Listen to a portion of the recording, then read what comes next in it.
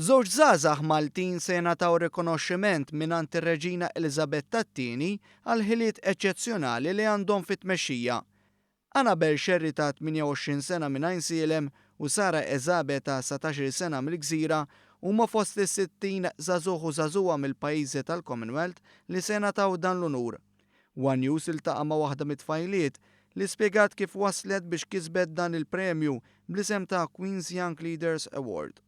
Kienet nominatni għall-ima tiegħi tas sekondarja u jien għamilt diversi xogħol f'dawn l-aħħar sentej biex neleb ir-razziżmu u ż-xenofobija.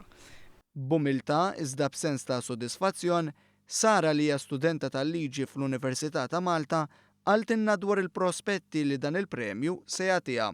Qed inħares il-qudiem lehom huma trainingship li ħaninataw mill-Università ta' Cambridge, dan tingħata mentor fejn jgħinek ġifieri tejjeb il-ħiliet tiegħek. Ovvjament dik hija waħda mill-akbar affarijiet. Madankollu nintaqgħu wkoll mar-rebbieħa l-oħra ta' dawn il-premjijiet u allura jservi wkoll tajjeb bħala networking. Bit-bissima fuq wiċċa, Sara titkellem dwar kif qed totti x-xhur sakemm tasal il-ġurnata li tirċievi l-premju minit ir-Reġina, esperjenza li żgur se tibqa' timbrata tul ħajjitha kollha. Taf kif iċ-ċans li nintgħażel huwa vera żgħir.